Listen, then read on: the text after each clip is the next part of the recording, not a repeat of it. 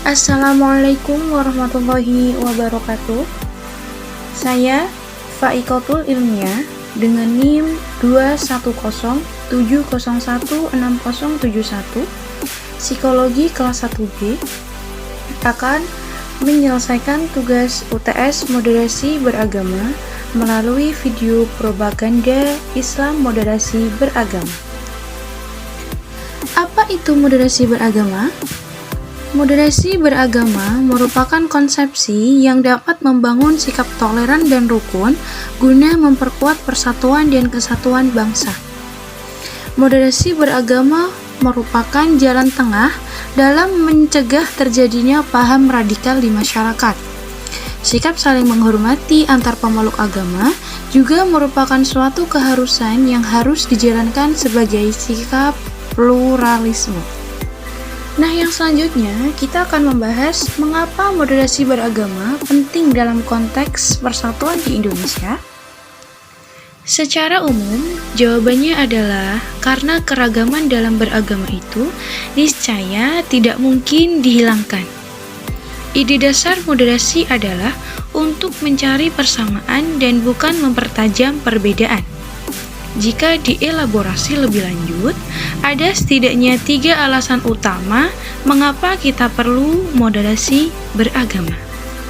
Yang pertama adalah, satu, esensi kehadiran agama adalah untuk menjaga martabat manusia sebagai makhluk mulia ciptaan Tuhan, termasuk menjaga untuk tidak menghilangkan nyawanya.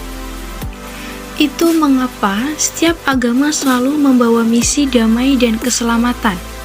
Untuk mencapai itu, agama selalu menghadirkan ajaran tentang keseimbangan dalam berbagai aspek kehidupan. Agama juga mengajarkan bahwa menjaga nyawa manusia harus menjadi prioritas. Menghilangkan satu nyawa saja sama halnya dengan menghilangkan nyawa seluruh umat. Yang kedua, ribuan tahun setelah agama-agama lahir, manusia semakin bertambah dan beragam, bersuku-suku, berbangsa-bangsa, dan beraneka warna kulit, tersebar di berbagai negeri dan wilayah. Seiring dengan perkembangan dan persebaran umat manusia, agama juga turut berkembang dan tersebar. Karya-karya ulama terdahulu yang ditulis dalam bahasa Arab tidak lagi memadai untuk mewadahi seluruh kompleksitas persoalan kemanusiaan. Teks-teks agama pun mengalami multitafsir. Kebenaran menjadi beranak pinak. Sebagian pemeluk agama tidak lagi berpegang teguh pada esensi dan hakikat ajaran agamanya, melainkan bersikap fanatik pada tafsir kebenaran versi yang disukainya, dan terkadang tafsir yang sesuai dengan kepentingan politiknya. Maka, konflik pun tak terelakkan. Kompleksitas kehidupan manusia dan agama seperti itu terjadi di berbagai belahan dunia. Tidak saja di Indonesia dan Asia, melainkan juga di berbagai belahan dunia lainnya. Konteks ini yang menyebabkan pentingnya moderasi beragama agar peradaban manusia tidak musnah akibat konflik berlatar agama. Yang ketiga adalah, khusus dalam konteks Indonesia, moderasi beragama diperlukan sebagai strategi kebudayaan kita dalam merawat keindonesiaan. Sebagai bangsa yang sangat heterogen, sejak awal para pendiri bangsa sudah berhasil mewariskan satu bentuk kesepakatan dalam berbangsa dan bernegara, yakni Pancasila dalam Negara Kesatuan Republik Indonesia, yang telah nyata berhasil menyatukan semua kelompok agama, etnis, bahasa, dan budaya. Indonesia disepakati bukan negara agama, tapi juga tidak memisahkan agama dari kehidupan sehari-hari warganya. Nilai-nilai agama dijaga, dipadukan dengan nilai-nilai kearifan dan adat istiadat lokal. Beberapa hukum agama dilembagakan oleh negara. Ritual agama dan budaya berjalin berkelindan dengan rukun dan damai. Lantas, apa itu tujuan moderasi beragama? Kita perlu moderasi beragama sebagai solusi agar dapat menjadi kunci penting untuk menciptakan kehidupan keagamaan yang rukun, harmoni, damai, serta menekankan keseimbangan baik dalam kehidupan pribadi, keluarga, masyarakat, maupun kehidupan secara keseluruhan. Yang selanjutnya, kita akan membahas contoh propaganda anti-Islam dan moderasi beragama. Yang pertama, penggunaan informasi dari sumber-sumber yang tidak jelas dasarnya.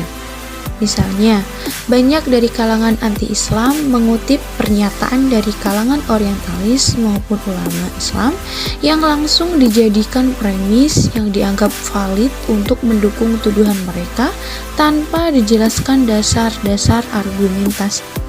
Contohnya, untuk menunjukkan bahwa Islam tidak mengenal toleransi beragama untuk menafikan ayat-ayat Al-Quran tentang toleransi seperti La ikraha fiddin dan Lakum dinukum waliyadin, mereka mengutip pendapat beberapa ulama muslim yang mengatakan bahwa ayat-ayat toleransi sudah dinasakh atau dibatalkan hukumnya dengan ayat-ayat pedang. Contoh propaganda yang kedua adalah penggunaan generalisasi. Ini biasanya dikaitkan dengan peristiwa kekerasan ataupun terorisme yang terjadi dalam pergolakan politik dunia Islam. Perbuatan sekelompok kecil orang Islam yang menyimpang dari ajaran Islam dinilai mewakili semua orang Islam atau diidentikan dengan ajarannya dan contoh dari nabinya. Seharusnya mereka sadar bahwa menilai suatu agama tidak bisa dilihat dari perbuatan pemeluknya, tapi dilihat dari ajaran agama tersebut. Meskipun terorisme jelas dilarang dalam Islam dan mayoritas umat Islam mengutuknya, kalangan anti-Islam tetap menyebarkan propaganda mereka bahwa Islam dan Muslim mendukung terorisme. Contoh propaganda yang selanjutnya adalah penggunaan standar ganda dalam menghujat Nabi. Contohnya, Nabi Muhammad SAW dituduh sebagai nabi palsu dengan alasan beliau melakukan peperangan dan memiliki istri banyak. Contoh propaganda yang selanjutnya, penggunaan informasi yang parsial atau tidak utuh meskipun dari sumber yang sahih. Dan contoh yang selanjutnya adalah penggunaan sejarah-sejarah yang tidak reliabel atau tidak terjamin otentisitasnya. Lantas, pasti kita bertanya-tanya, bagaimana cara menghindari propaganda anti-Islam dan moderasi beragama itu? Jawabannya adalah pertebal keimanan kita dan senantiasa menanamkan 5 karakter moderasi beragama, yaitu yang pertama tawasud atau moderat, yang kedua tawazun atau seimbang dalam segala hal, termasuk dalam penggunaan dalil akli dan nakli. Yang ketiga, i'tidal, harus tegas dan tegak lurus dalam membela kebenaran. Yang keempat, tasamu atau toleran, yakni menghargai perbedaan serta menghormati orang yang memiliki prinsip hidup yang tidak sama, namun bukan berarti mengakui atau membenarkan keyakinan yang berbeda. Dan yang terakhir adalah musawah, artinya egaliter dan non-diskriminasi, yaitu persamaan manusia dalam konteks hak dan kewajiban. Nah, itulah tadi serangkaian materi-materi yang bisa saya sampaikan dan saya presentasikan. Mohon maaf apabila ada kesalahan dalam menayangkan slide by slide dan dalam tutur kata saya. Terima kasih. Wallahul muwaffiq ila aqwamit thoriq. Wassalamualaikum warahmatullahi wabarakatuh.